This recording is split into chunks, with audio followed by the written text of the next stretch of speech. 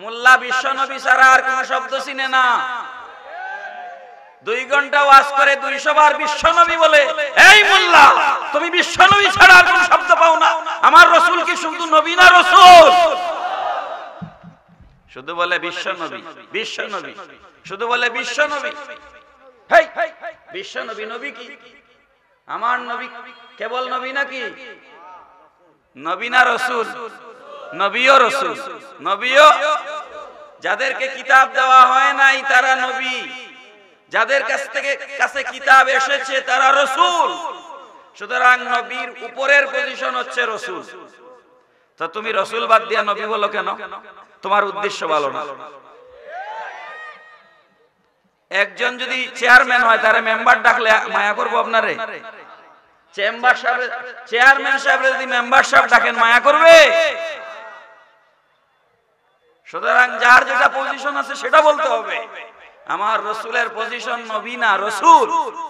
নবীও রাসূলও, বলেন নবীও রাসূলও। তো খালি বিশ্ব নবী, বিশ্ব নবী।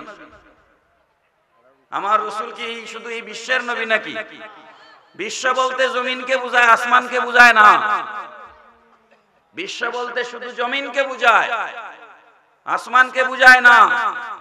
বিশ্ব নবী বলা নাজায়েজ নয়, মাসলা বুঝবেন, নাজায়েজ নয়, কিন্তু এটা উত্তম নয়। এটা কি নয়? উত্তম নয়। আমার রাসূল আসমানের নবী, আরশের নবী, কুরসির নবী, লৌহের নবী, কলমের নবী, ফেরেশতাদের নবী, জিনের নবী, ইনসানের নবী, কুল কায়নাতের নবী, নবীদের নবী। চিৎকার করে বলেন সুবহানাল্লাহ। তো তুমি খালি বিশ্ব নবী, বিশ্ব নবী বলো কেন? ওনার ডিকশনারিতে আর কোন শব্দ নাই। বেয়াদবির আর জায়গা পাও না। নবীর সাথে বেয়াদবি করো। মুহতারাম হাজিরিন, তোমার নেতা আমার নেতা বিশ্ব নবী মুস্তাফা, এই স্লোগান দেওয়া জায়েজ নাই। ভালো করে আমার কথা খেয়াল করবেন। শেখ হাসিনাও নেতা, খালেদা জিয়াও নেতা, হ্যাঁ, এরশাদও নেতা, জিয়াউর রহমানও নেতা, শেখ মুজিবুর রহমানও নেতা, আমার রাসূলও নেতা। এটা হইল? বলেন হলো? এজন্য রাসূলকে কখনোই নেতা বলবেন না, এটা কোরআনের নিষেধ। নেতা পৃথিবীর প্রচলিত শব্দ, নেতা দুনিয়ার প্রচলিত শব্দ। পার্টি নেতাকেও আমরা নেতা বলি, ইউনিয়নের নেতাকেও নেতা বলি, উপজেলার নেতাকেও নেতা বলি, জেলার নেতাকেও নেতা বলি, জাতীয় নেতাকেও নেতা বলি। তা আমি সবাইকে নেতা বলতেছি, রাসূলকেও নেতা বলতেছি, এটা মানাইলো? আল্লাহ নিষেধ করেছেন, লা তাজআলু দুআর রাসূলি বাইনাকুম কা দুআই বা'দিকুম বা'দা। একে অপরকে যেভাবে ডাকাডাকি করো, খবরদার আমার রাসূলকে সেভাবে ডাকবে না। এজন্য রাসূলকে নেতা বলা জায়েজ নাই। সন্দেহ আছে আপনাদের কারো মনে? রাসূলকে নেতা বলা জায়েজ আছে? পরিষ্কার কথা। তাহলে কি ডাকবেন রাসূলকে? মা কানা মুহাম্মাদুন আবা আহাদিম মির রিজালিকুম ওয়ালাকির রাসূলুল্লাহ। হায় হায়, কি কথা আল্লাহ কোরআনে বলে রেখেছেন, আর মোল্লারা বলতেছে কি? আল্লাহ পাক বলেন, মা কানা মুহাম্মাদুন আবা আহাদিম মির রিজালিকুম, হে দুনিয়ার মানুষেরা, আমার এই রাসূল দুনিয়ার কোন পুরুষের পিতা নন। তাহলে কি? ওয়ালাকির রাসূলুল্লাহি ওয়া খাতামান নাবিয়্যিন, ইনি হচ্ছেন আল্লাহর রাসূল এবং শেষ নবী। চিৎকার দিয়ে বলি সুবহানাল্লাহ। রাসূল কি কোন পুরুষের পিতা ছিলেন না? রাসূলের 3 জন ছেলে ছিলেন। কয়জন? তো ছেলে থাকতেও আল্লাহ বলতেছেন রাসূল কোন পুরুষের পিতা নন। এর মানে কি? এর মানে হচ্ছে রাসূলকে অমুকের আব্বা বলে ডাকা জায়েজ নাই। আমরা ঘরের বড় সন্তানের নাম দিয়া বাপরে মারে ডাকি, ঠিক নেই? বড় সন্তান, ও হাসিনার বাপ, ঠিক নেই? ও জরিনার মা, এভাবেই তো ডাকি আমরা। তো রাসূলকে ও ফাতেমার বাপ বলে ডাকা জায়েজ নাই, ওয়ালাকির রাসূলুল্লাহ, তিনি আল্লাহর রাসূল, ওয়া খাতামান নবিয়্যিন, তিনি শেষ নবী। সুবহানাল্লাহ। এত চমৎকার চমৎকার কথা কোরআনে থাকতে তুমি কেন খুঁজে পাও না? তুমি না আবার মুফাসসির, তো কোরআন না পড়িয়েই তাফসীরে লেগে গেছো। আল্লাহ পাক রব্বুল আলামিন বলেন, আমি যখন আমার হাবিবকে ডাকবার প্রয়োজন পড়েছে তখন আমি এইভাবে ডেকেছি, ও মুহাম্মদ বলে আল্লাহ ডাকেন নাই। আল্লাহ পাক যখন তার হাবিবকে ডেকেছেন তখন ডেকেছেন ইয়াসিন, ইয়া আইয়ুহাল মুজাম্মিল, ইয়া আইয়ুহাল মুদ্দাসসির। চিৎকার করে বলেন আল্লাহু আকবার। আমার আল্লাহ কি বলছেন?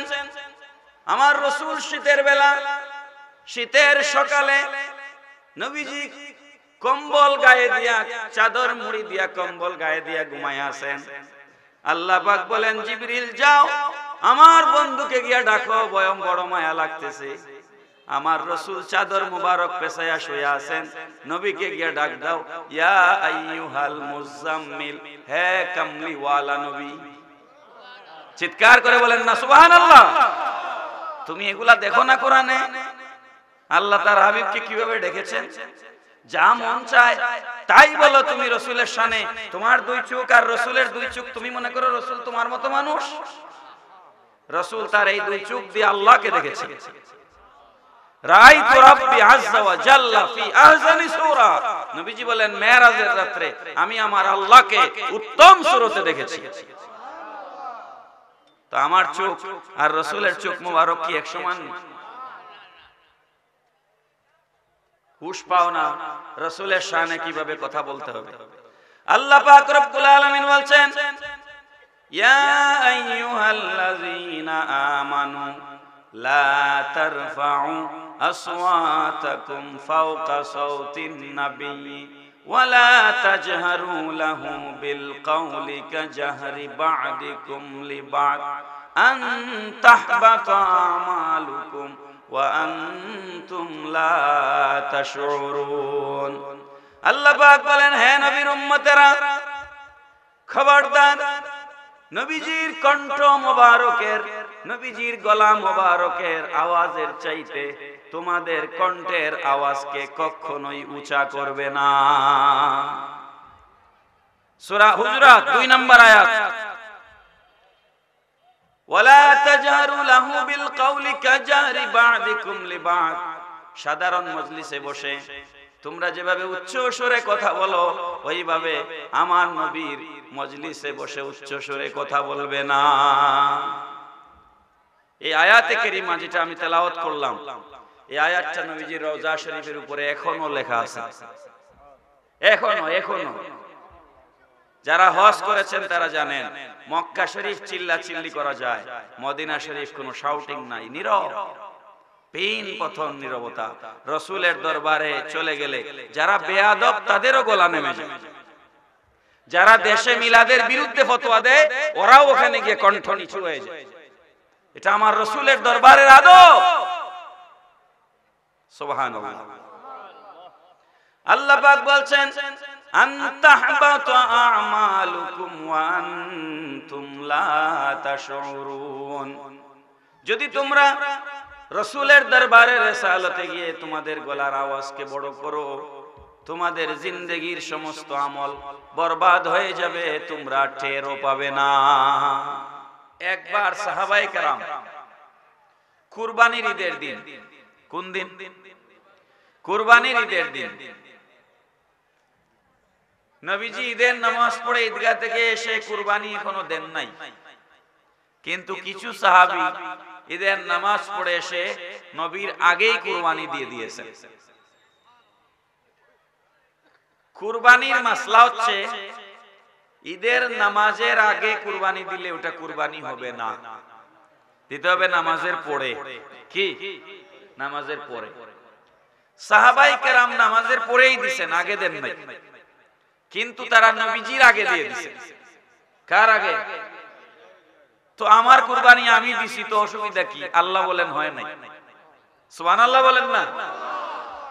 আল্লাহ রাব্বুল আলামিন বলেন না, লা তুকদ্দিমু বাইনা ইয়াদাইল্লাহি ওয়া রাসূলিহি, খবরদার আমার নবী যতক্ষণ পর্যন্ত কুরবানি দিচ্ছেন না ততক্ষণ পর্যন্ত তোমাদেরকে অপেক্ষা করতে হবে।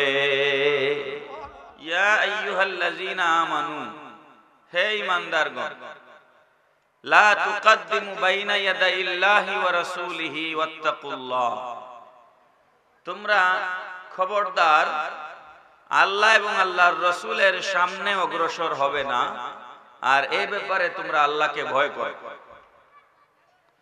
ইন্নাল্লাহা সামিউন আলিম, নিশ্চয় আল্লাহ সর্বশ্রোতা এবং সর্বজান্তা, আল্লাহ সবকিছু শুনেন এবং সবকিছু জানেন। বড় করে বলেন সুবহানাল্লাহ। তাহলে আয়াতের মূল কথাটা হচ্ছে তোমরা আল্লাহর সামনে যাবে না, রাসূলের সামনে যাবে না। আহলে সুন্নাত ওয়াল জামাতের সর্বসম্মত আকীদা হচ্ছে আল্লাহ পাক রব্বুল আলামিন নিরাকার। আল্লাহর কোনো আকার, বলেন আল্লাহর কোনো আকার, আওয়াজ করে বলেন নাই। আল্লাহর কোনো আকার। লামাযহাবীদের আকীদা হচ্ছে আল্লাহর আকার আছে, আল্লাহর হাত আছে, চোখ আছে, নাক আছে, মুখ আছে। পড়েন না নাউযুবিল্লাহ। আল্লাহর বডি সাব্যস্ত করে তারা, আল্লাহর শরীর আছে। পড়েন নাউযুবিল্লাহি মিন যালিক। তারা দলিল দেয় আর রহমানু আলাল আরশি ইস্তাওয়া, আল্লাহ আরশে আজিমের উপরে সমাসীন আছেন। তো যেহেতু আল্লাহ আরশের উপরে বসা আছেন, তার মানে আল্লাহর একটা বডি আছে। এটা হচ্ছে লামাযহাবীদের আকীদা। আমাদের আকীদা হচ্ছে, আহলে সুন্নাত ওয়াল জামাতের আকীদা হচ্ছে, যদি আল্লাহকে আরশে আজিমে বসানো হয় তাহলে আল্লাহকে একটা জায়গার সাথে সীমাবদ্ধ করা হয়, আল্লাহ কোন স্থানের সাথে সীমাবদ্ধ নন। আল্লাহ কোন স্থানের সাথে সীমাবদ্ধ নন, প্রথম কথা। দ্বিতীয় কথা হচ্ছে, আমি যে চেয়ারটার মধ্যে বসেছি, চেয়ারের ভিতরে আমার জায়গা হয়েছে কিনা? বলেন না একটু। চেয়ারের ভিতরে আমার জায়গা হয়েছে না?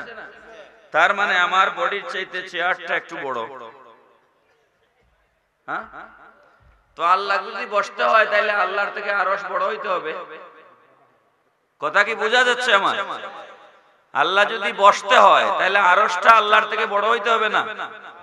তো আরশকে যদি আল্লাহর থেকে বড় করা হয়, আল্লাহর থেকে আল্লাহর সৃষ্টি যদি বড় হয়ে যায়, আরশে আজিম আল্লাহর সৃষ্টি না?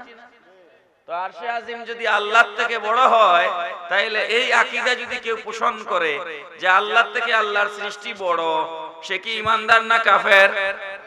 বলেন, ঈমান থাকবে না কাফের হয়ে যাবে? এটা গেল একটা কথা।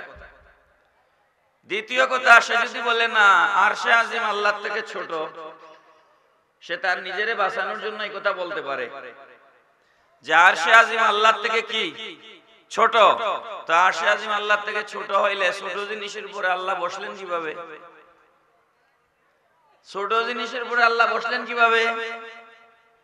সুতরাং এটাও যুক্তিসঙ্গত নয়। তৃতীয় কথা হচ্ছে, আল্লাহ রাব্বুল আলামিন আরশে আজিমের উপর যদি বসা থাকেন, লামাযহাবীদের আকীদা, আল্লাহ যদি আরশে আজিমের উপরে বসা থাকেন, তাহলে আপনারা আমারে বুঝে শুনে উত্তর দিবেন, আরশ আগে না আল্লাহ আগে? বলেন, আমার কথা কি বুঝেন আপনারা? আল্লাহ হচ্ছেন কাদিমুন বিলা ইবতিদা, দাইমুন বিলা ইনতিহা। এটা হচ্ছে আহলে সুন্নাত ওয়াল জামাতের আকীদা। যখন কিছুই ছিল না তখন আল্লাহ ছিলেন, যখন কিছুই থাকবে না তখনও আল্লাহ থাকবেন। তো তো যখন কিছুই ছিল না তখন আল্লাহ ছিলেন। তো আরশে আজিম যখন ছিল না তখন আল্লাহ কোথায় বসতেন? বুঝেন নাই আমার ওয়াজ? আল্লাহ যদি আরশে বসা হন তাহলে আরশে আজিম যখন ছিল না তখন আল্লাহ কোথায় ছিলেন? এই কথা বলার পরে তাদের আর কোনো জবাব বলেন আছে? নাই। মুহতারাম হাজিরিন, কোরআন শরীফের আরেকটা আয়াত দিয়ে তারা আল্লাহর বডি, আল্লাহর শরীর সাব্যস্ত করে। এটা হচ্ছে ইয়াদুল্লাহি ফাওকা আইদিহিম। আপনারা জানেন, আলিম উলামাদের কাছ থেকে শুনেছেন, নবী করিম সাল্লাল্লাহু আলাইহি ওয়াসাল্লাম উমরা করবার জন্য গিয়েছিলেন 1400 সাহাবী সাথে নিয়ে উমরা করার জন্য। মক্কার কাফেররা বাধা দিল। আল্লাহর রাসূল বাধা প্রাপ্ত হয়ে হুদায়বিয়ার ময়দানে তাবু গাড়লেন। কোথায়? হুদায়বিয়ার ময়দানে তাবু টানাইলেন। হুদায়বিয়ার ময়দানে তাবু টানিয়ে নবী করিম সাল্লাল্লাহু আলাইহি ওয়াসাল্লাম উসমান গনি জিন্নুরাইন রাদিয়াল্লাহু তাআলা আনহুকে মক্কা শরীফ পাঠাইলেন। লম্বা কথা আমি সংক্ষেপ করে বলছি। উসমান প্রথম নবীজি বলেছিলেন উমর রাদিয়াল্লাহু আনহুকে যে তুমি যাও, মক্কার কাফেরদেরকে গিয়ে বলো যে আমরা যুদ্ধ করার জন্য আসি নাই, আমরা হজ করতে এসেছি। উমর রাদিয়াল্লাহু আনহু বললেন, ইয়া রাসূলুল্লাহ সাল্লাল্লাহু আলাইহি সাল্লাম, আপনি তো জানেন আমার একটু রাগ বেশি, আর মক্কার কাফেররা আমার উপরে কতটা ক্ষেপা, সুতরাং আমার মনে হয় এই জায়গায় আমি না গিয়া উসমান গেলে ভালো হবে, কারণ উসমান নরম ঠান্ডা তবিয়তের মানুষ। পড়েন সুবহানাল্লাহ। তাহলে বোঝা গেল এক এক জায়গার জন্য এক এক মানুষ দরকার, ঠিক নেই? উসমান রাদিয়াল্লাহু আনহু অত্যন্ত লজ্জাশীল একজন মানুষ ছিলেন, মহিলাদের মতো লজ্জা ছিল না। আয়েশা সিদ্দিকা রাদিয়াল্লাহু তাআলা আনহা থেকে হাদিস বয়ান হয়েছে, নবীজি একবার ঘরের মধ্যে বসা, তো নবীজির লুঙ্গি মোবারক একটু উপরের দিকে উঠানো, স্বাভাবিক যতটুকুন থাকে তার থেকে একটু উপরের দিকে উঠান, মানে হাঁটুর কাছাকাছি। এই সময় আবু বকর সিদ্দিক রাদিয়াল্লাহু আনহু নবীজির সাথে দেখা করতে এসেছেন। নবীজি দেখা করেছেন, লুঙ্গি নামানো নাই। ওমর রাদিয়াল্লাহু তাআলা আনহু নবীজির সাথে দেখা করতে এসেছেন, দেখা করেছেন, নবীজি লুঙ্গি নামানো নাই। এরপরে উসমান রাদিয়াল্লাহু আনহু এসেছেন দেখা করার জন্য। নবীজি বলেন, উসমান রে একটু থামাও, ঘরে ঢুকতে দিও না। আগে নবীজি লুঙ্গি মোবারক নামাইয়া ঠিকঠাক করিয়া এরপরে বলছেন উসমানকে আসতে বলো। সুবহানাল্লাহ বলেন না? আয়েশা সিদ্দিকা রাদিয়াল্লাহু আনহা বলেন, ইয়া রাসূলুল্লাহ সাল্লাল্লাহু আলাইহি সাল্লাম, আবু বকর আসলেন আপনি লুঙ্গি ঠিক করলেন না, ওমর আসলেন আপনি লুঙ্গি ঠিক করলেন না, উসমান আসতেই আপনি লুঙ্গি ঠিকঠাক করতেছেন, এর কারণ কি? নবীজি বলেন, আয়েশা রে শোনো, আমি লুঙ্গি ঠিক না করে কেমনে পারি বলো? উসমানকে দেখলে আল্লাহর ফেরেশতারাও লজ্জা পায়। সুবহানাল্লাহ বলবেন না? উসমানকে দেখলে আল্লাহর ফেরেশতারাও লজ্জা পায়। এইজন্য আমিও উসমান আসতেছে দেখে লুঙ্গি ঠিক করলাম। সব মানুষ কি এক সমান? এক একজনের এক একটা বৈশিষ্ট্য আছে। মানুষ হিসাবেও আমাদের মাঝে এক একজনের এক একটা বৈশিষ্ট্য আছে। নবীজি বলেন, আমার দুই মেয়েকে আমি উসমানের সাথে বিয়ে দিয়েছি, এই জন্য উনার উপাধি হচ্ছে উসমান জিন্নুরাইন, দুই নূরের মালিক। নবীর দুই মেয়েকে বিয়ে করে উসমান গনি জিন্নুরাইন হয়ে গেছে। সুবহানাল্লাহ। নবীর মেয়েরাও নূর, নবীর মেয়েরাও কি নূর? না বিশ্বাস হয় না আপনাদের? দুই মেয়েকে বিয়ে করে উসমান গনি দুই নূরের মালিক হয়ে গেছে। নবীজি বলেন, ও জগৎবাসী শোনো, আল্লাহ যদি আমার একটা একটা করে 40টা মেয়ে দিতেন, উসমানের চরিত্র এতই উন্নত, উসমান এতই লজ্জাশীল, আমার যদি 40টা মেয়ে থাকতো, আমি একটা একটা করে উসমানের কাছে 40টা মেয়ে বিয়ে দিতাম। প্যার হাজিরিন, কথা অন্যদিকে চলে গেল। উসমান গনি জিন্নুরাইন রাদিয়াল্লাহু আনহুকে পাঠানো হলো মক্কা শরীফ। কোথায়? মক্কা শরীফ। যাও তুমি মক্কার কাফেরদেরকে গিয়ে বলো যে আমরা তোমাদের সাথে যুদ্ধ করতে আসি নাই, আমরা হজ করতে এসেছি। কিন্তু মক্কার কাফেররা উসমান রাদিয়াল্লাহু আনহুকে বন্দী করে ফেললো। কি করলো? অ্যারেস্ট করলো, বন্দী করলো, আবদ্ধ করলো। উসমান গনি বন্দী হয়েছেন, এই খবর হুদায়বিয়ায় পৌঁছাইল। ১৫০০ প্রায় ১৫০০ সাহাবী রক্ত গরম হয়ে গেল। কি হওয়ার কথা না? শরীরের রক্ত গরম হয়ে গেল।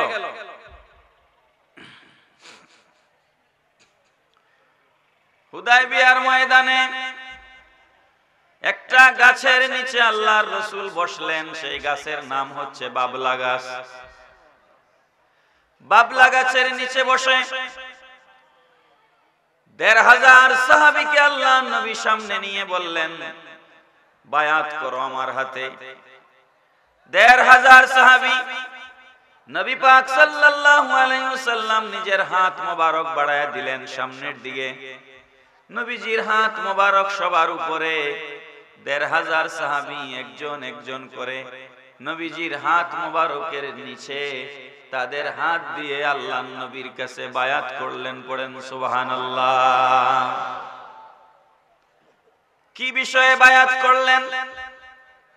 বায়াতের বিষয়বস্তু ছিল, ইয়া রাসূলুল্লাহ সাল্লাল্লাহু আলাইহি ওয়াসাল্লাম, নবী গো, আমরা আপনার ১৫০০ সাহাবী আপনার হাত মোবারক ধরে শপথ করছি, আমরা উসমানকে ফেরত না নিয়ে অথবা মক্কার কাফেররা যদি উসমান গনি জিন্নুরাইন রাদিয়াল্লাহু তাআলা আনহুকে হত্যা করে ফেলে, আমরা উসমান হত্যার বদলা না নিয়ে মদিনাতুল মুনাওয়ারায় ফিরে যাব না।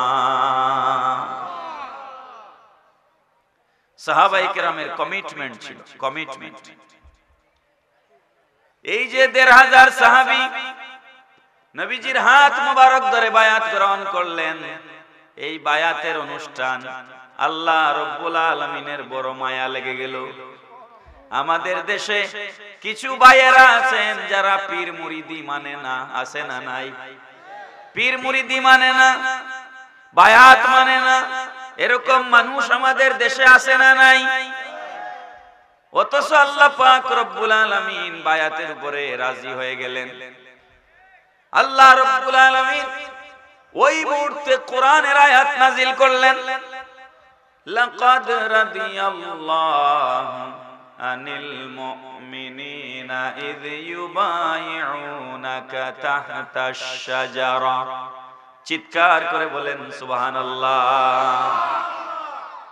উলামায়ে কেরাম আছেন, লাকাদ রাদিয়াল্লাহু, আল্লাহ নিশ্চয় নিশ্চয় আল্লাহ রব্বুল আলামিন রাজি হয়ে গেলেন, আনিল মুমিনিন, ওই সমস্ত মুমিনদের উপর, ইউবাইউনাকা তাহতাশ শাজারা, ও নবী আমার, যারা আপনার হাত মোবারক ধরে বায়াত গ্রহণ করেছে, আপনার ওই সমস্ত ঈমানদার মুমিনদের উপরে আমি আল্লাহ নিশ্চয় নিশ্চয় রাজি হয়ে গিয়েছি।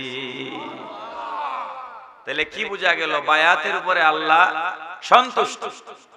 বায়াতের উপরে আল্লাহ কি সন্তুষ্ট? শুধু সন্তুষ্ট নয়, আল্লাহ পাক রব্বুল আলামিন বললেন, হাবিব আমার, আপনি আপনার সাহাবীদেরকে জানায় দেন, যারা আপনার হাত মোবারক ধরে বায়াত গ্রহণ করেছে তাদেরকে আপনি জানিয়ে দিন, ইন্নাল্লাযীনা ইউবাইউনাকা ইন্নামা ইউবাইউনাল্লাহ। পড়েন আল্লাহু আকবার। আল্লাহ পাক রব্বুল আলামিন বলছেন, ও হাবিব আমার, নিশ্চয় যারা আপনার হাত মোবারক ধরে বায়াত গ্রহণ করেছে, না না না, তারা তো আপনার হাত মোবারক ধরে নাই। ইন্নামা ইউবাইউনাল্লাহ, তারা তো আপনার হাত ধরে আমি আল্লাহর কাছে বায়াত হয়ে গেছে। সুতরাং নবীর কাছে বায়াত হওয়া মানে কার কাছে বায়াত হওয়া? বলেন কার কাছে? আল্লাহর কাছে বায়াত হওয়া। এরপরে আল্লাহ পাক বললেন ইয়াদুল্লাহি ফাওকা আইদিহিম, ও হাবিব আমার, আপনার সাহাবীরা হাত রেখেছে, তাদের হাতের উপরে আপনি নবী হাত মোবারক রেখেছেন। এখানেই শেষ নয়, ইয়াদুল্লাহি ফাওকা আইদিহিম, আপনাদের সকলের হাতের উপরে আমি আল্লাহ হাত রেখেছি।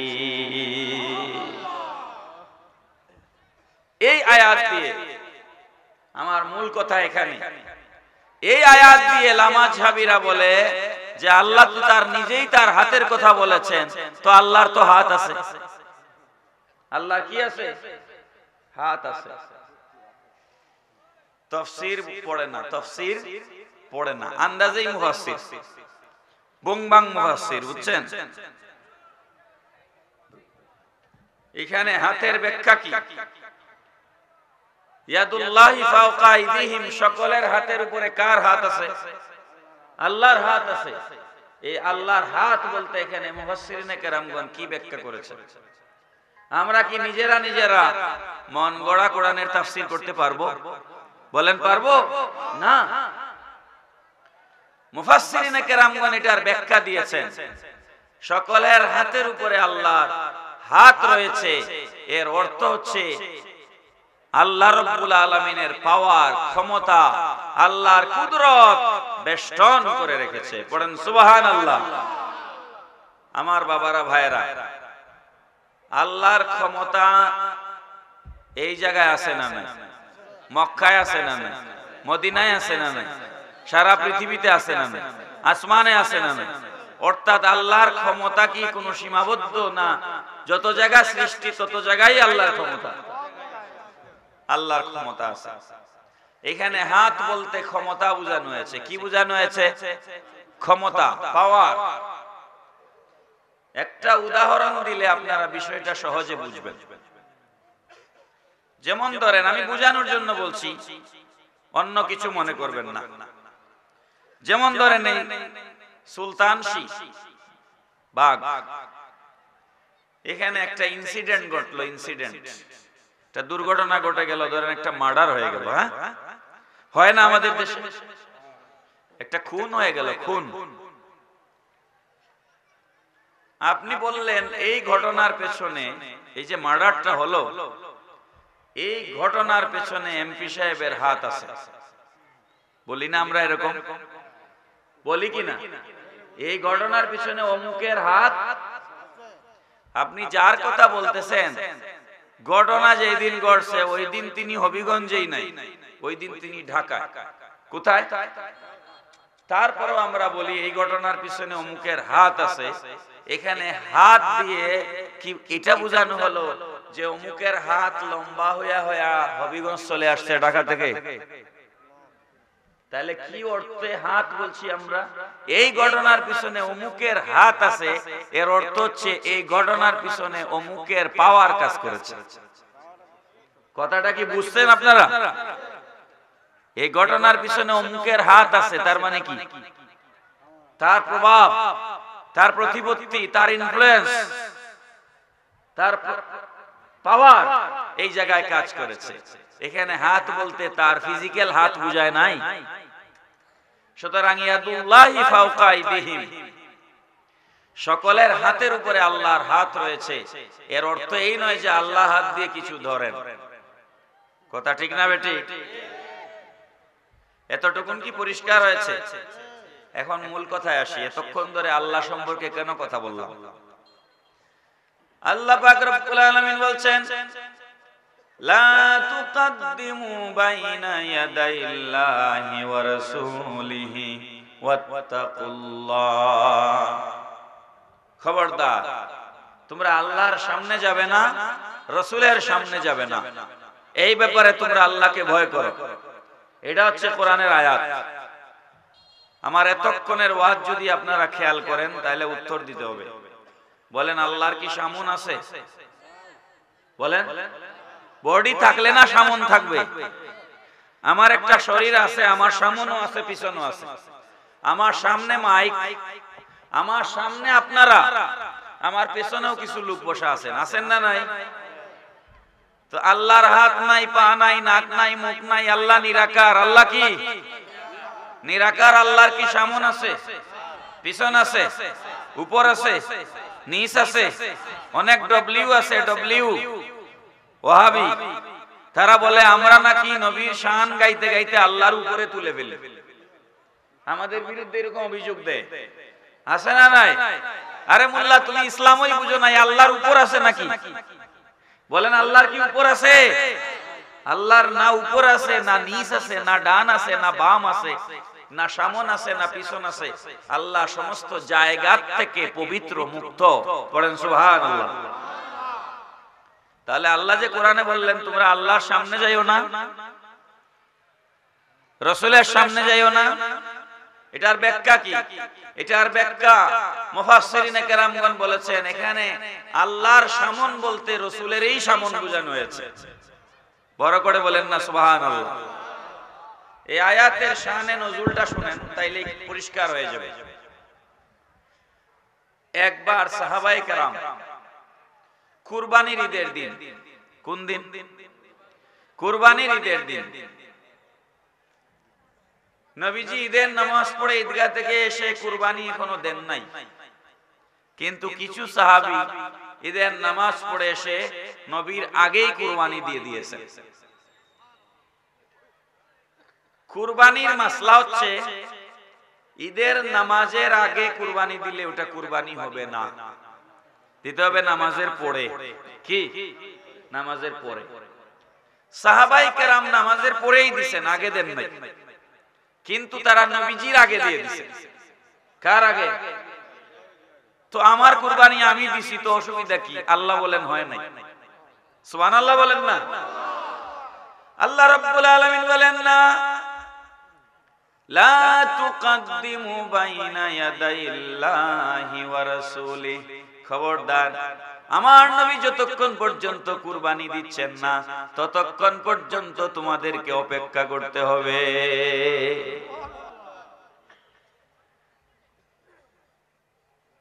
প্যারা হাজিরিন,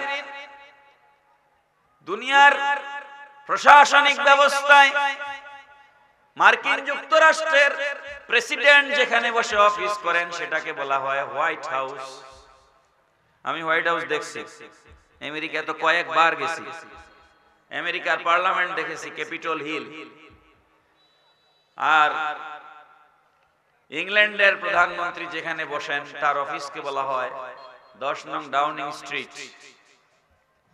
আর বাংলাদেশের প্রেসিডেন্ট যে ভবনে অফিস করেন সেটাকে বলা হয় বঙ্গভবন।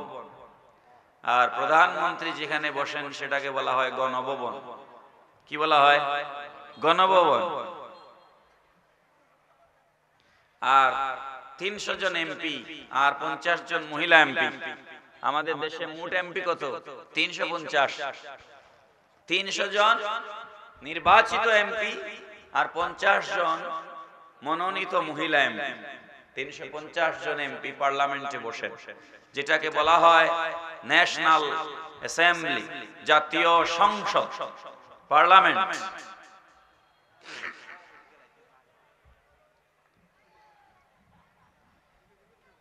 একটা রাষ্ট্রের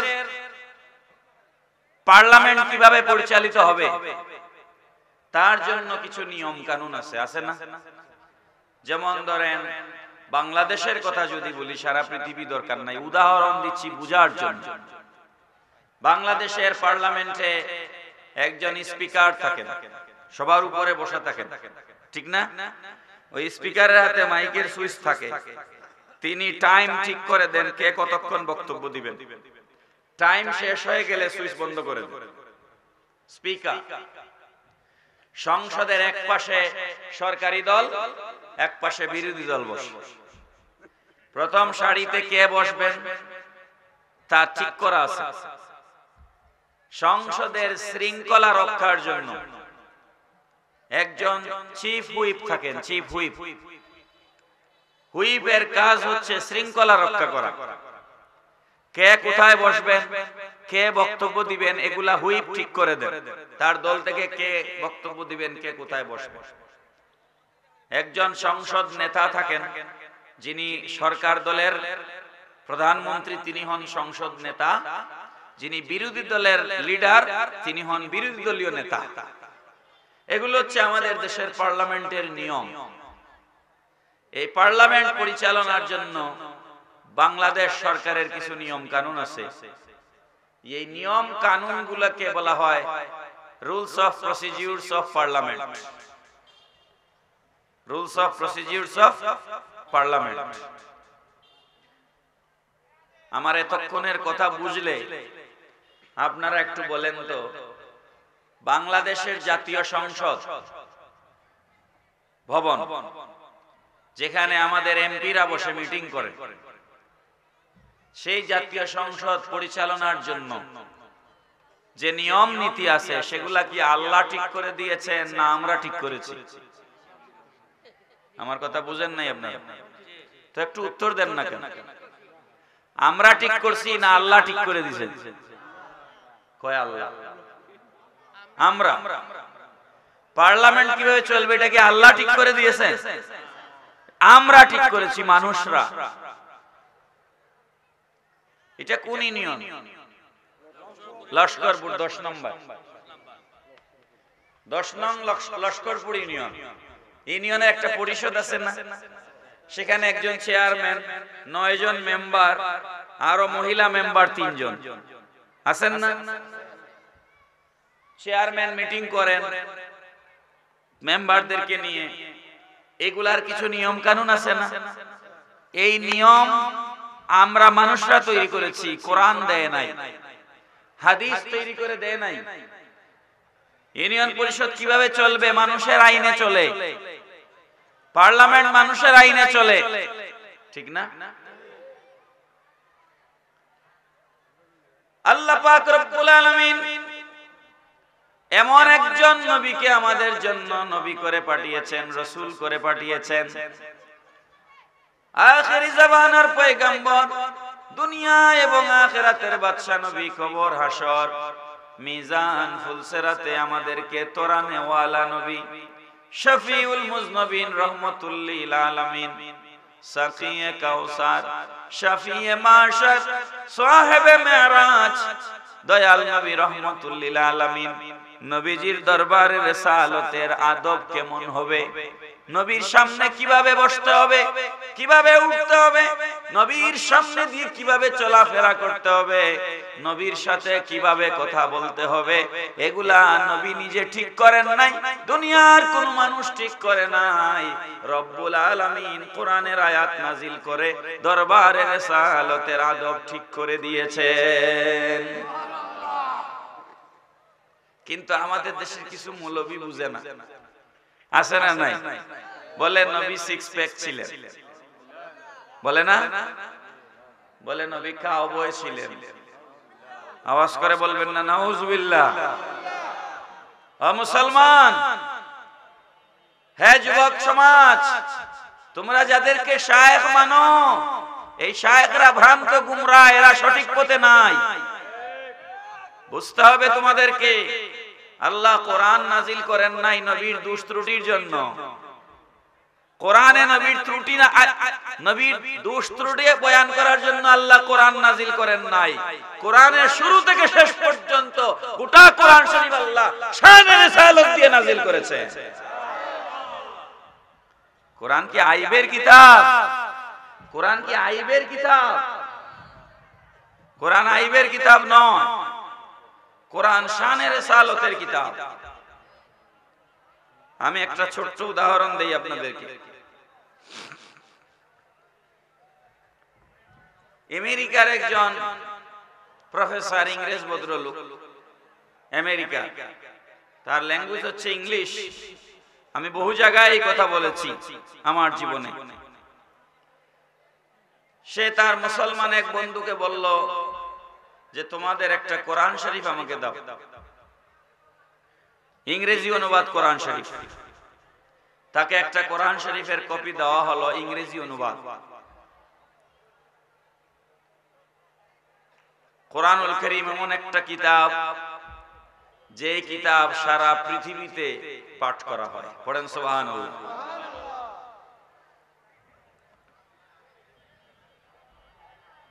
কোরআন যে আল্লাহর কালাম তার প্রমাণ হচ্ছে হাফেজে কোরআন। পৃথিবীতে আমি চ্যালেঞ্জ করে বলছি, কোরআন শরীফ ছাড়া এই আল্লাহর জমিনে 200-র উপরে রাষ্ট্র আছে পৃথিবীতে। কোরআন শরীফ ছাড়া আর কোন কিতাবের কোন হাফেজ আল্লাহর জমিনে একটাও নাই। না বাইবেলের হাফেজ আছে, না গীতার হাফেজ আছে, না মহাভারতের হাফেজ আছে, না ওল্ড টেস্টামেন্টের হাফেজ আছে, না নিউ টেস্টামেন্টের হাফেজ আছে। ইনজিল, তওরাত, জবুর কোন কিতাবের হাফেজ আছে? একমাত্র কিসের হাফেজ? তো এটা যে আল্লাহর কালাম, সন্দেহ আছে? কোন সন্দেহ নাই। একজন রিকশাওয়ালাকে জিজ্ঞেস করেন, সেও সূরা ফাতিহা মুখস্থ পারে? পারে না? পারে কি পারে না? মরিস বুকাইলি তার বন্ধুকে বললেন, আমাকে একটা কোরআনের কপি দাও। ইংরেজি অনুবাদ কোরআনের কপি নিলেন, সেটা পড়তে শুরু করলেন শুরু থেকে শেষ পর্যন্ত। অনেক মুসলমান আমরা আছি, মাহফিলে আছি, জীবনে একবারও কোরআন শরীফ খুলে একটা লাইনের অনুবাদ পড়িয়া দেখি নাই। আসি না নাই? ও মুসলমান, কোরআনুল কারীমকে গিলাফ দিয়া বান্ধিয়া টাকে উঠায় রাখার জন্য আল্লাহ পাক নাজিল করেন নাই। এটা তেলাওয়াতের কিতাব, বেশি বেশি তেলাওয়াত করবেন। আর যারা পড়ালেখা জানেন কোরআনের অনুবাদ পড়বেন, তাফসীর পড়বেন। এই সামনে রমজানুল মুবারক আসতেছে, মসজিদে মসজিদে, মাদ্রাসায় মাদ্রাসায় দারুল কিরাত চলবে। একটা ছেলেও রাস্তাঘাটে ঘোরাফেরা করবেন না, দারুল কিরাতে গিয়ে ভর্তি হয়ে যাবেন কোরআনের তেলাওয়াতের ভিতরে। গোটা রমজান মাস আমরা কাটায়া দিব। আল্লাহ পাক তৌফিক দিন, সবাই বলুন আমিন। আমার যুবক ভাইয়েরা যারা এসেছো, যুবক ছেলেরা যারা এসেছো, তাদেরকে আমি বলছি, তোমরা কোরআন শরীফের অনুবাদ পড়বে, কানজুল ঈমান পড়বে। কি পড়বে? কানজুল ঈমান। কানজুল ঈমান যদি তুমি জোগাড় করতে না পারো, তোমার মসজিদের হুজুরকে, সাইদুল হুজুরকে বলবে যে হুজুর আমাকে কানজুল ঈমান জোগাড় করে দেন। ভ্রান্ত মতবাদীদের তাফসীর পড়া যাবে না, কানজুল ঈমান পড়বে। তো দুরূদ শরীফ পড়ুন। আল্লাহুম্মা সাল্লি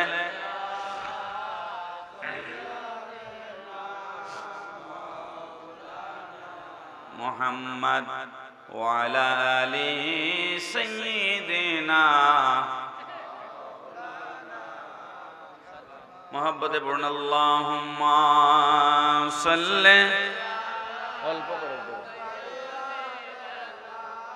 মাওলানা মুহাম্মদ ওয়া আলা আলি সাইয়্যিদিনা।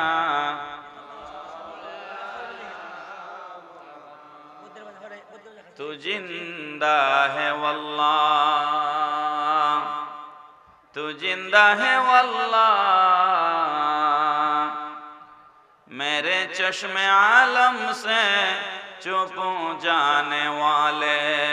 अल्लाहुम्मा सल्ले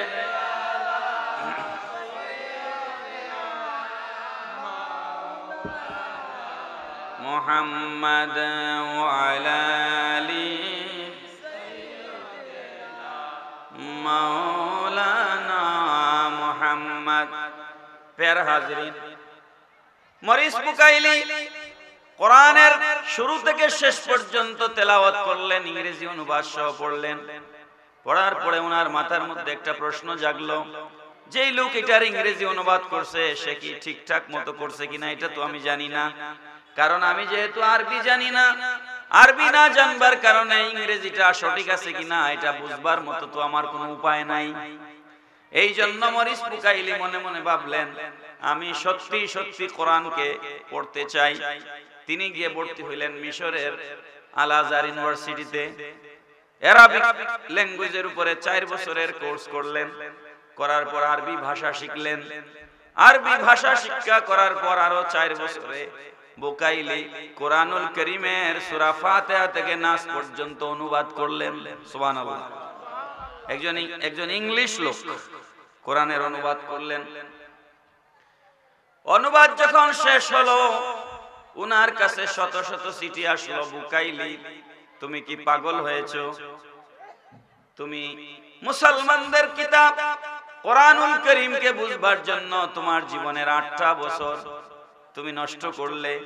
তুমি যদি কোরআনের পেছনে 8 বছর নষ্ট না করে তুমি যদি সাহিত্য লিখতা, গল্প লিখতা, নাটক লিখতা, উপন্যাস লিখতা, আমরা নিশ্চিত তুমি সাহিত্যে নোবেল পুরস্কার পাওয়া যাইতা। তুমি কেন মুসলমানদের কিতাবকে নিয়ে 8 বছর জীবনের নষ্ট করলা? মরিস বুকাইলি বলেন, ও জগৎবাসী, এই প্রশ্নটা আমার কাছে আসাটাই স্বাভাবিক, কারণ আমি মুসলমান না। কোরআন শরীফকে নিয়ে আমার জীবনের 8টা বছর আমি কেন নষ্ট করলাম, এই প্রশ্নটা আমার কাছে আসবে, এটাই স্বাভাবিক। এই জন্য তোমরা প্রশ্ন করবার আগেই আমি সূরা নাসের অনুবাদ যখন শেষ করেছি, তোমাদের প্রশ্নের উত্তর আমি আগেই দিয়ে রেখেছি। পড়েন না সুবহানাল্লাহ। তোমাদের প্রশ্নের উত্তর আমি আগেই দিয়ে রেখেছি। মরিস বুকাইলি কি লিখেছেন? সূরা নাসের অনুবাদ শেষ করে মরিস বুকাইলি লিখেছেন, when I open the holy Quran I see prophet Muhammadur Rasulullah sallallahu alaihi wasallam। চিৎকার করে বলেন সুবহানাল্লাহ। বুকাইলি বলেন, ও দুনিয়ার মানুষেরা, তোমরা আমাকে প্রশ্ন করছো কোরআন পড়ে আমি কি পেয়েছি?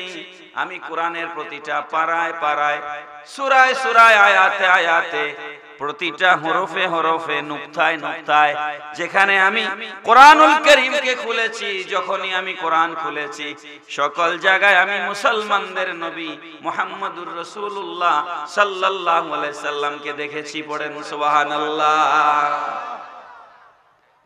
একজন মরিস বুকাইলি কোরআনে আমার নবীর শান পায়, মৌলবী পায় না। কথা কোন ঠিক না বেঠিক? মওদুদীর তাফসীরের মধ্যে লিখে রেখেছে, ফাসাব্বিহ বিহামদি রাব্বিকা ওয়াস্তাগফিরহু। সূরা ইজাজার মাঝে আছে না নাই?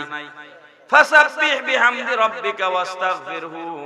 ওয়াস্তাগফিরহু এর ব্যাখ্যা লিখছে নবী, আপনি যে নবুয়তের দায়িত্ব পালন করতে গিয়ে যা ভুল ত্রুটি করছেন, এর জন্য আপনি আল্লাহর কাছে ক্ষমা চান। নাউজুবিল্লাহ কইতেন না? আপনারা এইগুলা ওয়াজ তো মুখস্থ থাকার কথা আপনাদের। নবীরে যদি কেউ ক্ষমা চাইতে বলে, হে মুসলমান নি, তো নাউজুবিল্লাহ পড়বেন না? নবীকে ক্ষমা চাইতে বলতেছে, নবুয়তের দায়িত্ব পালন করতে গিয়ে আপনার যে ত্রুটি বিচ্ছুতি হয়েছে, এই জন্য আপনি ক্ষমা চান। পড়বেন না নাউজুবিল্লাহ? তাফসীর তাফসীর কারে কয় মিয়া? খালি তাফসীরুল কোরআন মাহফিল, বিরাট বড় সাইনবোর্ড তাফসীরুল কোরআন মাহফিল, আর সব রাসূলের বিরুদ্ধে বক্তব্য। কথা কোন ঠিক না বেটি? নাম তাফসীর মাহফিল, বয়ান রাসূলের বিরুদ্ধে, এটা কি তাফসীর মাহফিল নাকি? ইজাজার তাফসীর তুমি জানো? কোরআনে যতটা আয়াতে নবীকে ক্ষমা চাইতে বলা হয়েছে, কোরআনে যতগুলো আয়াতে নবীকে ক্ষমা চাইতে বলা হয়েছে, সবগুলো আয়াতের তাফসীর হচ্ছে উম্মত। আল্লাহ বলেছেন, হাবিব আমার, আপনি আপনার উম্মতের জন্য ক্ষমা চান। সুবহানাল্লাহ। কার জন্য ক্ষমা চান? উম্মতের জন্য ক্ষমা চান। লক্ষ্য করুন, গভীরভাবে লক্ষ্য করুন। এই সূরাটা একটু বুঝেন। ইজা, এখানে আলেমরা আছে। ইজা মানে শর্ট। ইজা মানে কি? শর্ট। শর্তের পরে মশরুত আছে। শর্তের পরে কি আছে? মাশরুত আছে। কন্ডিশন, কন্ডিশনাল সেন্টেন্স আমি বাংলায় বুঝাই, তারপরে ইংলিশ ইজাজা বুঝবেন। আপনি আমাকে দাওয়াত করলেন যে আপনি আমার বাড়িতে আসবেন, আমি আপনাকে বললাম যদি আপনি আগে আসেন তাহলে আমি আপনার বাড়িতে যাব। যদি আপনি আসেন, if you come I will go, যদি আপনি আসেন তাহলে আমি যাব, এটাকে বলা হয় কন্ডিশনাল সেন্টেন্স। যদি শর্ত পাওয়া যায় তাহলে পরেরটা মশরুত পূরণ করা আমার উপরে ওয়াজিব। শর্ত কি? যদি আপনি আসেন। শর্ত কি? যদি আপনি আসেন। তো আপনি যদি না আসেন তাইলে কি আমার যাওয়াটা জরুরি? না, কারণ শর্ত পূরণ হয় নাই। এই সূরার ভিতরে আল্লাহ পাক রব্বুল আলামিন কি বলছেন? তিনটা শর্ত। কয়টা? কয়টা শর্ত? দেখেন, ইযা জাআ নাসরুল্লাহি ওয়াল ফাত। হাবিব আমার, যখন আল্লাহর পক্ষ থেকে নাসর আসবে, সাহায্য আসবে এবং বিজয় আসবে। শর্ত এখানে দুইটা, একটা নসর, একটা বিজয়। আপনার কাছে আল্লাহর পক্ষ থেকে সাহায্য আসবে, এটা একটা শর্ত। বিজয় আসবে, এটা আর একটা শর্ত। তিন নাম্বার শর্ত হচ্ছে ওয়ারাআইতান নাসা ইয়াদখুলুনা ফি দীনিল্লাহি আফওয়াজা। আপনি দেখবেন দলে দলে আপনার কাছে সে মানুষ মুসলমান হচ্ছে, ইসলাম কবুল করতেছে। পড়েন সুবহানাল্লাহ। তাহলে শর্ত পাওয়া গেল কয়টা? তিনটা।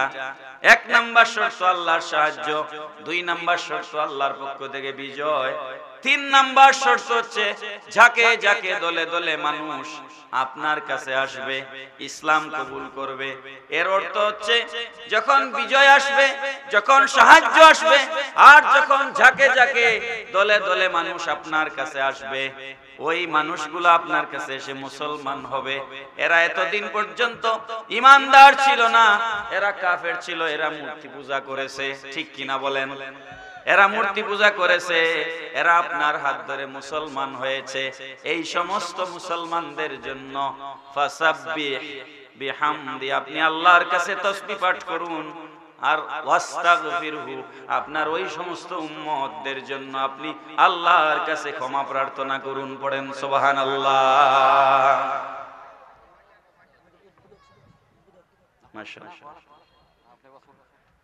কি মনে হয় আপনাদের নবী গুনাহগার? কি মনে হয় নবী গুনাহগার? তো কেউ যদি তাফসীর মাহফিল নাম দিয়ে নবীকে গুনাহগার বলার চেষ্টা করে, একই মুফাসসির? হ্যাঁ, মুফাসসির না। কারণ কোরআনকে আল্লাহ পাক নবীর আইব বর্ণনার জন্য নাজিল করেন নাই। কোরআনকে আল্লাহ তার রাসূলের শানের জন্য বয়ান করেছেন। এটা বুকাইলির বক্তব্য থেকে আমরা পরিষ্কার পাইলাম। মরিস বুকাইলি যেই কথাটা বলেছেন, একই কথা বুখারী শরীফে আছে। আম্মা জান আয়েশা সিদ্দিকা রাদিয়াল্লাহু তাআলা আনহা, কে? পেছনে তাকান কেন ভাই? এদিকে তাকান। গাড়ি আসবে যাবে, বাইক আসবে যাবে, আর টাইর সব তার টাইমে এখানে আসবে। সুতরাং আমার দিকে লক্ষ্য করে আম্মা জান আয়েশা সিদ্দিকা রাদিয়াল্লাহু তাআলা আনহার কাছে সাহাবায়ে কেরাম গেলেন। প্রথম সারির সাহাবীরা, প্রথম সারির সাহাবী খলিফাতুল মুসলিমিন, খোলাফায়ে রাশিদিন আবু বকর সিদ্দিক, ওমর আল ফারুক, উসমান গনি, মাওলা আলী শেরে খুদা, মুশকিল কুশা কাররামাল্লাহু তাআলা ওয়াজহুল কারীম, এই সমস্ত জলিলুল কদর সাহাবায়ে কেরাম আম্মা জান আয়েশা সিদ্দিকা রাদিয়াল্লাহু তাআলা আনহার কাছে গেলেন। গিয়ে বলেন, মা গো, আমরা তো নবীর সাথে সারা দিন অতিবাহিত করি, নবীর সাথে আমরা দিন কাটাই, নবীর সাথে আমরা উঠা বসা করি, কিন্তু রাতের বেলা নবী কি করেন আমরা জানি না। রাতের বেলা নবী কি করেন আমরা জানি না। আম্মা জান, আপনি যদি আমাদেরকে একটু নবীর চরিত্র সম্পর্কে বলতেন। সুবহানাল্লাহ বলুন। একটু জিকির পড়ুন, লা ইলাহা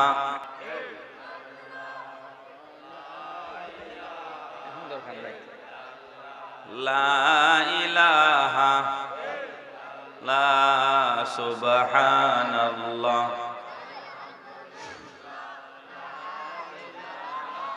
ইল্লাল্লাহ সুবহানাল্লাহ লা ইলাহা হাসবি রাব্বি জাল্লাল্লাহ নূর মুহাম্মদ সাল্লাল্লাহ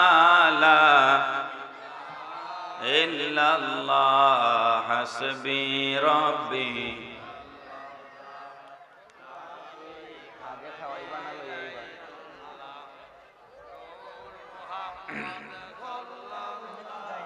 লা ইলাহা ইল্লাল্লাহ সুবহানাল্লাহ লা ইলাহা লা সুবহানাল্লাহ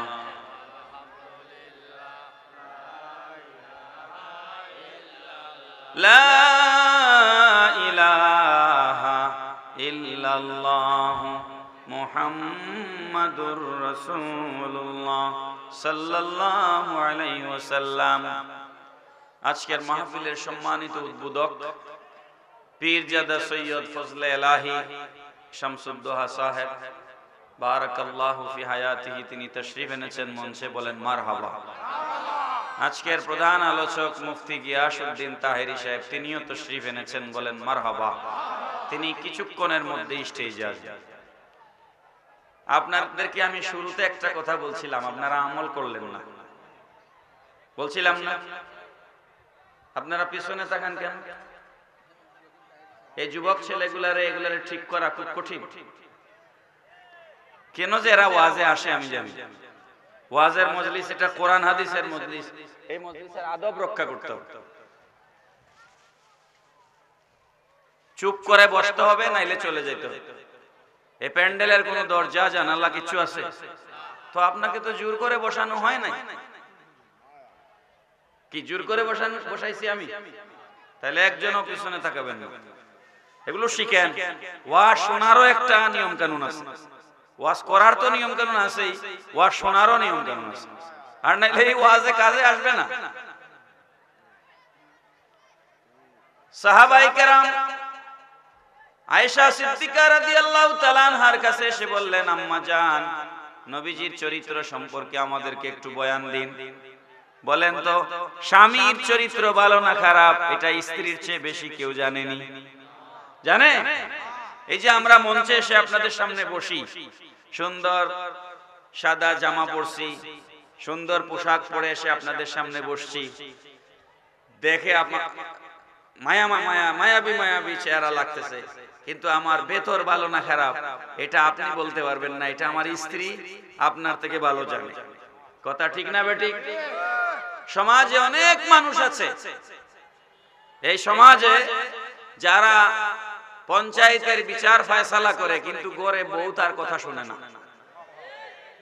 আছে না নাই? সন্তান তার কথা শোনে না। যেই লোক, আরবিতে একটা প্রবাদ আছে, খিয়ারুকুম খিয়ারুকুম নিসাউকুম, যেই মানুষ তার বউয়ের কাছে ভালো, সে সত্যিকার অর্থে ভালো। এটা একটা আরবি প্রবাদ। যে লোক তার স্ত্রীর কাছে কি, যে লোক তার স্ত্রীর কাছে কি ভালো ভালো, সে আসলেই ভালো।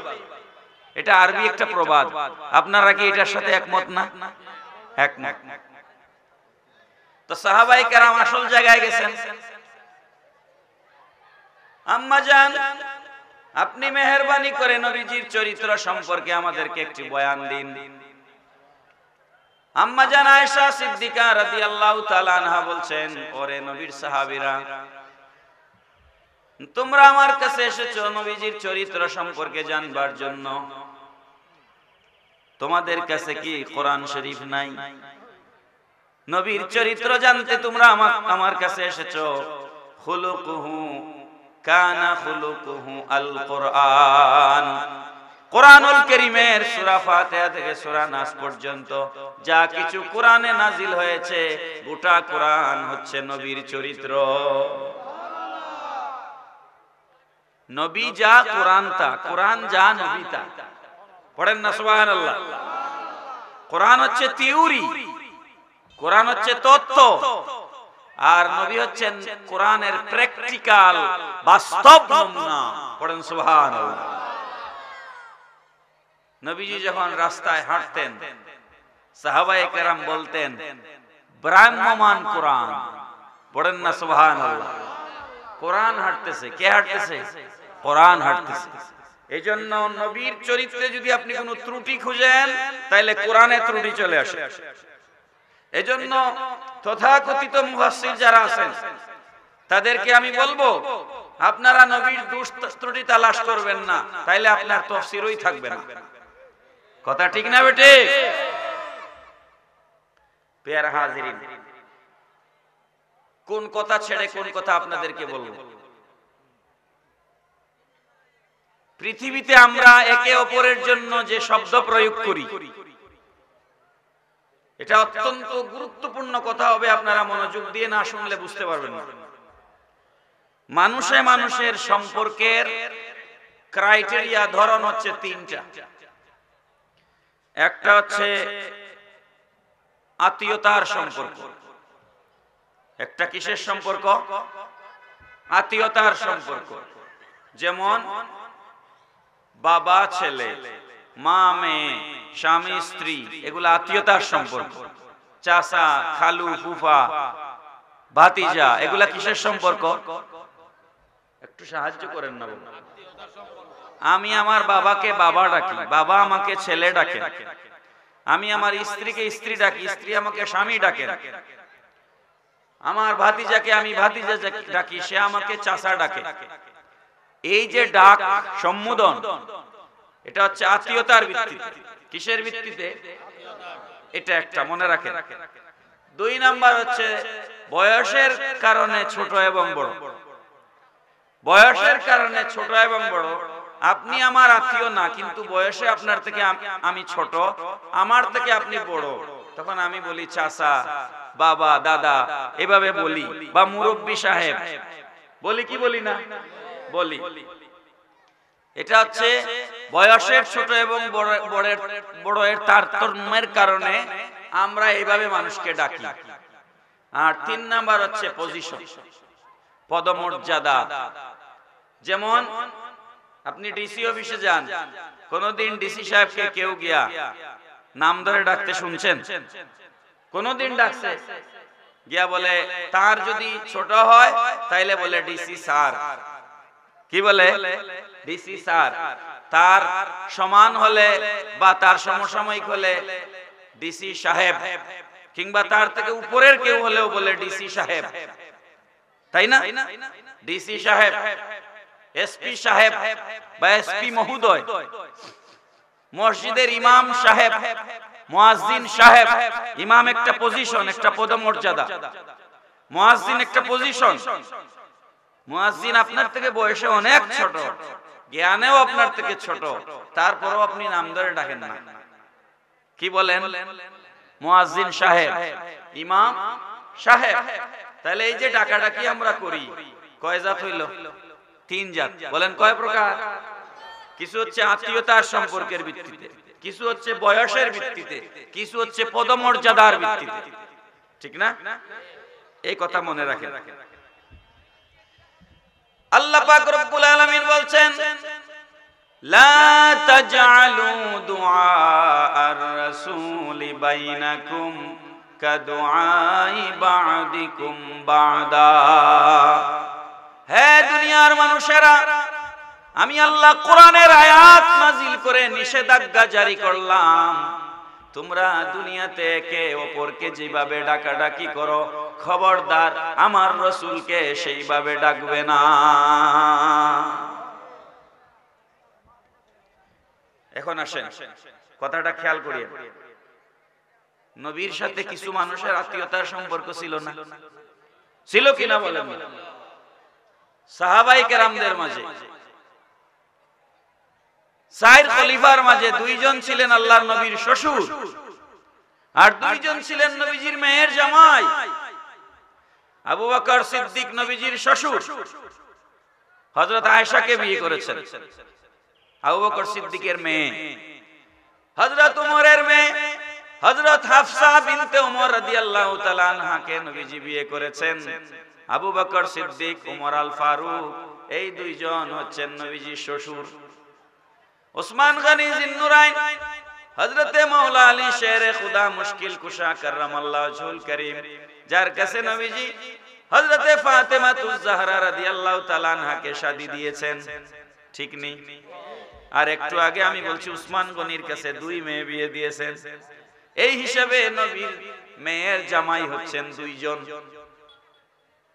হাদিসের কিতাব খুলেন, নবীর দুইজন শ্বশুর আবু বকর সিদ্দিক, ওমর আল ফারুক জিন্দেগিতে একটি মুহূর্তের জন্য নবীজিকে জামাই বলে ডাকেন নাই। নবীর মেয়ের জামাই কখনোই এক সেকেন্ডের জন্য নবীকে শ্বশুর আব্বা বলে ডাকেন নাই। নবীর স্ত্রীগণ, আমাদের মা আম্মা জান আয়েশা খাদিজা, কোন নবীর স্ত্রী কোনদিন ও স্বামী আমার কথা শুনেন এইভাবে নবীজিকে কখনোই ডাকেন নাই। নবীর শ্বশুরগণ যখন নবীকে ডাকতেন, নবীর জামাইগণ যখন নবীকে ডাকতেন, নবীজির স্ত্রীগণ যখন নবীকে ডাকতেন, সাহাবায়ে কেরাম যখন নবীকে ডাকতেন, কখনোই নবীকে আত্মীয়তার সম্পর্ক দিয়ে ডাকেন নাই। যখন ডাকবার প্রয়োজন পড়েছে সকলেই বলেছেন ইয়া রাসূলুল্লাহ। আজ মোল্লা বলে ইয়া রাসূলুল্লাহ, ফালতু স্লোগান। এরকম মোল্লা আছে না নাই? তার হাজার হাজার অনুসারী আছে না নাই? ওই অনুসারী সহ যেই মোল্লা বলে ইয়া রাসূলুল্লাহ ফালতু স্লোগান, ওই মোল্লা তার অনুসারীরা সহ একসাথে সবাই জাহান্নামে যাবে। সাহাবায়ে কেরামের নবীকে ডাকার ভাষা ছিল ইয়া রাসূলুল্লাহ, নবীর স্ত্রীগণের ডাকবার ভাষা ছিল ইয়া রাসূলুল্লাহ, নবীর জামাইগণের ডাকবার ভাষা ছিল ইয়া রাসূলুল্লাহ। তুমি মোল্লা বলো ইয়া রাসূলুল্লাহ, ফালতু স্লোগান, তাহলে তো তুমি নবীর দলের কারো সাথেই নাই। কথা ঠিক না বেটি? প্রিয় আশিকে রাসূল মুসলমান ভাইয়েরা, আপনারা ইয়া রাসূলুল্লাহ বলতে রাজি আছেন না নাই? আছেন? হাত তুলেন, হাত তুলেন, হাত তুলেন, হাত তুলে রাখেন।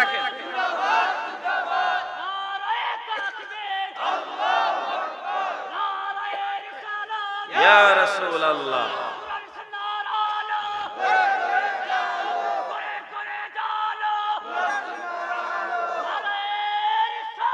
ইয়া রাসূলুল্লাহ। হাত নামান। এই যে হাত তুলাইলাম কেন জানেন? এই যে ভিডিও এতগুলা আমাকে রেকর্ড করুক না করুক, হ্যাঁ, তারা তাদের পারপাস নিয়ে এসেছে, এটা আমি জানি, কিন্তু আমারটা রেকর্ড হচ্ছে। এই যে রেকর্ড হচ্ছে, আমি একটু পরে আবার যদি দেখতে চাই কয় মিনিটের সময় রাত কয়টায় আমি হাত তুলছিলাম, তাইলে ভিডিওতে পাওয়া যাবে কিনা? বলেন যাবে কিনা? যাবে না?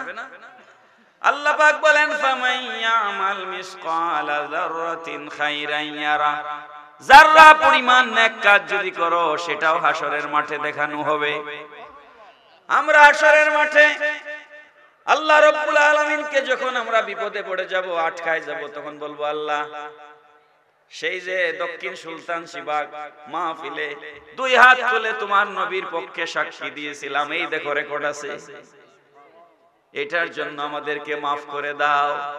আল্লাহ পাক রব্বুল আলামিন বলবেন হ্যাঁ আমার বান্দা তো নবীর পক্ষেই ছিল, ডকুমেন্ট আছে।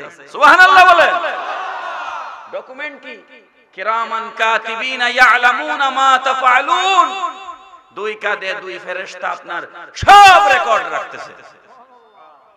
আপনি কখন মদ খাইছেন সেটাও আছে, কখন জেনা করেছেন সেটাও আছে, কখন ঘুষ খাইছেন সেটাও আছে, কখন মসজিদে গেছেন সেটাও আছে, মাহফিলে এসে নবীর জন্য হাত তুলছেন সেটারও রেকর্ড আছে। আছে না নাই?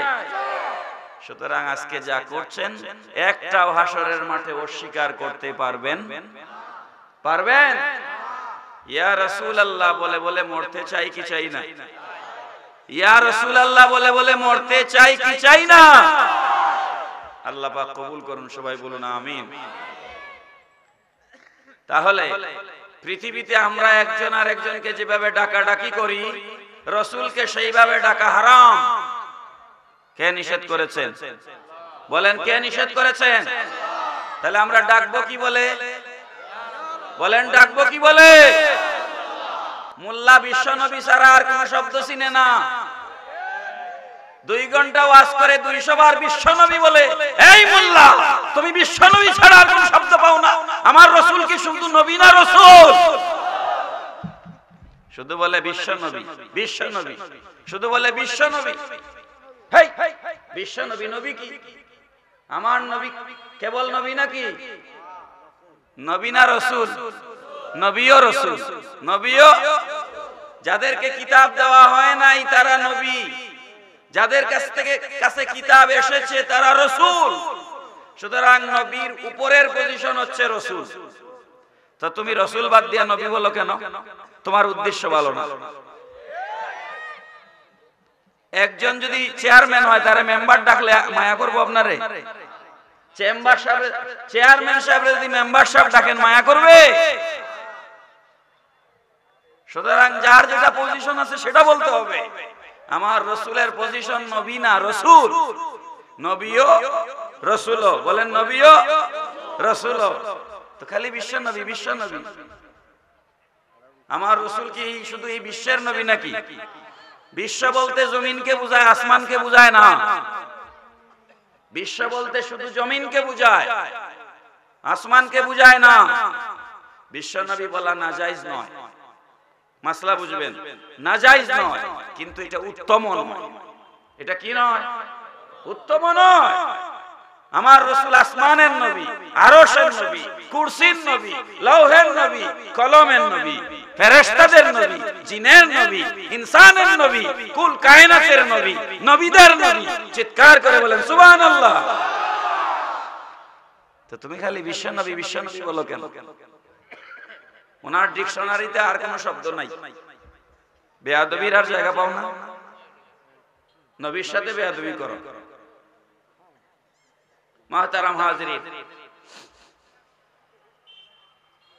তোমার নেতা আমার নেতা বিশ্ব নবী মুস্তাফা, এই স্লোগান দেওয়া জায়েজ নাই। ভালো করে আমার কথা খেয়াল করবেন। শেখ হাসিনাও নেতা, খালেদা জিয়াও নেতা, হ্যাঁ, এরশাদও নেতা, জিয়াউর রহমানও নেতা, শেখ মুজিবুর রহমানও নেতা, আমার রাসূলও নেতা। এটা হইল? বলেন হলো? এজন্য রাসূলকে কখনোই নেতা বলবেন না। এটা কোরআনের নিষেধ। নেতা পৃথিবীর প্রচলিত শব্দ, নেতা দুনিয়ার প্রচলিত শব্দ। পাতি নেতাকেও আমরা নেতা বলি, ইউনিয়নের নেতাকেও নেতা বলি, উপজেলার নেতাকেও নেতা বলি, জেলার নেতাকেও নেতা বলি, জাতীয় নেতাকেও নেতা বলি। তা আমি সবাইকে নেতা বলতেছি, রাসূলকেও নেতা বলতেছি, এটা মানাইলো? আল্লাহ নিষেধ করেছেন, লা তাজআলু দুআর রাসূলি বাইনাকুম কাদুআই বা'দিকুম বা'দা। একে অপরকে যেভাবে ডাকাডাকি করো, খবরদার আমার রাসূলকে সেভাবে ডাকবে না। এজন্য রাসূলকে নেতা বলা জায়েজ নাই। সন্দেহ আছে আপনাদের কারো মনে? রাসূলকে নেতা বলা জায়েজ আছে? পরিষ্কার কথা। তাহলে কি ডাকবেন রাসূলকে? মা কানা মুহাম্মাদুন আবা আহাদিম মির রিজালিকুম ওয়ালাকির রাসূলুল্লাহ। হায় হায়, কি কথা আল্লাহ কোরআনে বলে রেখেছেন, আর মোল্লারা বলতেছে কি? আল্লাহ পাক বলেন, মা কানা মুহাম্মাদুন আবা আহাদিম মির রিজালিকুম। হে দুনিয়ার মানুষেরা, আমার এই রাসূল দুনিয়ার কোন পুরুষের পিতা নন। তাহলে কি? ওয়ালাকির রাসূলুল্লাহি ওয়া খাতামান নাবিয়্যিন। ইনি হচ্ছেন আল্লাহর রাসূল এবং শেষ নবী। চিৎকার দিয়ে বলুন সুবহানাল্লাহ। রাসূল কি কোনো পুরুষের পিতা ছিলেন না? রাসূলের 3 জন ছেলে ছিলেন। কয়জন? তো ছেলে থাকতেও আল্লাহ বলতেছেন রাসূল কোন পুরুষের পিতা নন। এর মানে কি? এর মানে হচ্ছে রাসূলকে অমুকের আব্বা বলে ডাকা জায়েজ নাই। আমরা ঘরের বড় সন্তানের নাম দিয়া বাপরে মারে ডাকি, ঠিক নেই? বড় সন্তান, ও হাসিনার বাপ, ঠিক নেই? ও জরিনার মা, এইভাবেই তো ডাকি আমরা। রাসূলকে ও ফাতেমার বাপ বলে ডাকা জায়েজ নাই। ওয়ালাকির রাসূলুল্লাহ, তিনি আল্লাহর রাসূল, ওয়া খাতামান নবিয়্যিন, তিনি শেষ নবী। সুবহানাল্লাহ। এত চমৎকার চমৎকার কথা কোরআনে থাকতে তুমি কেন খুঁজে পাও না? তুমি না আবার মুফাসসির, তো কোরআন না পড়িয়েই তাফসীরে লেগে গেছো। আল্লাহ পাক রব্বুল আলামিন বলেন, আমি যখন আমার হাবিবকে ডাকবার প্রয়োজন পড়েছে তখন আমি এইভাবে ডেকেছি, ও মুহাম্মদ বলে আল্লাহ ডাকেন নাই। আল্লাহ পাক যখন তার হাবিবকে ডেকেছেন তখন ডেকেছেন ইয়াসিন, ইয়া আইয়ুহাল মুজাম্মিল, ইয়া আইয়ুহাল মুদ্দাসসির। চিৎকার করে বলেন আল্লাহু আকবার। আমার আল্লাহ কি বলছেন? আমার রাসূল শীতের বেলা, শীতের সকালে নবীজি কম্বল গায়ে দিয়া, চাদর মুড়ি দিয়া কম্বল গায়ে দিয়া ঘুমায় আছেন। আল্লাহ পাক বলেন জিবরিল যাও আমার বন্ধুকে গিয়া ডাকো, বয়ম বড় মায়া লাগতেছে। আমার রাসূল চাদর মুবারক পেছায়া শুয়ে আছেন, নবীকে গিয়া ডাক দাও, ইয়া আইয়ুহাল মুজাম্মিল, হে কামলি ওয়ালা নবী। চিৎকার করে বলেন না সুবহানাল্লাহ। তুমি এগুলা দেখো না কোরআনে? আল্লাহ তার হাবিবকে কিভাবে ডেকেছেন? যা মন চায় তাই বলো তুমি রাসূলের শানে। তোমার 2 চোখ আর রাসূলের 2 চোখ, তুমি মনে করো রাসূল তোমার মতো মানুষ? রাসূল তার এই 2 চোখ দিয়ে আল্লাহকে দেখেছে। রাআইতু রাব্বি আযজা ওয়া জাল্লা ফি আহসানি সূরা। নবীজি বলেন মেরাজের রাতে আমি আমার আল্লাহকে উত্তম সূরতে দেখেছি। তো আমার চোখ আর রাসূলের চোখ মোবারক কি এক সমান? হুশ পাও না রাসূলের শানে কিভাবে কথা বলতে হবে? আল্লাহ পাক রব্বুল আলামিন বলছেন, ইয়া আইয়ুহাল্লাযীনা আমানু লা তারফাউ আসওয়াতাকুম ফাওকা সাওতিন নাবিয়্যি ওয়া লা তাজহারু লাহু বিল কওলি কাজহরি বা'দিকুম লিবা'দ আন তাহবাতা আমালুকুম ওয়া আনতুম লা তাশউরুন। আল্লাহ পাক বলেন, হে নবীর উম্মতেরা, খবরদার নবীজির কণ্ঠ মোবারকের, নবীজির গলা মোবারকের আওয়াজের চাইতে তোমাদের কণ্ঠের আওয়াজকে কখনোই উঁচা করবে না। সূরা হুজরাত 2 নম্বর আয়াত। ওয়ালা তাজহারু লাহু বিল কওলি কাজহরি বা'দিকুম লিবা'দ। সাধারণ মজলিসে বসে তোমরা যেভাবে উচ্চ স্বরে কথা বলো, ওইভাবে আমার নবীর মজলিসে বসে উচ্চ স্বরে কথা বলবে না।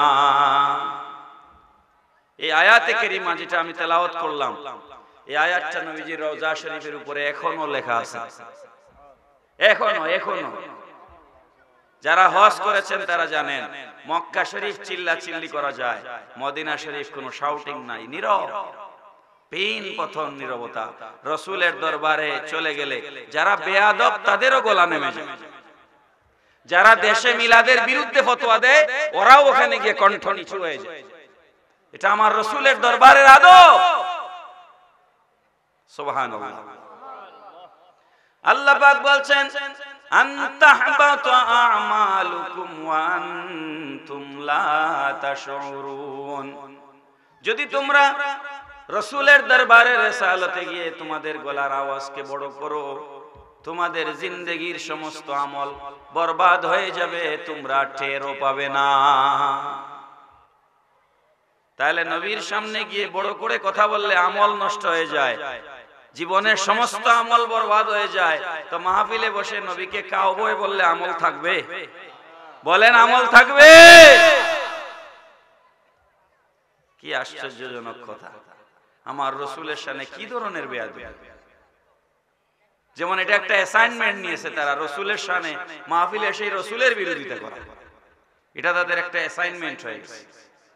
প্যার হাজিরিন, খুব গভীরভাবে লক্ষ্য করুন, যে আয়াত 2 নম্বর আয়াত সূরা হুজুরাতের, এই 2 নম্বর আয়াতের শানে নজুলে কি লেখা হয়েছে জানেন?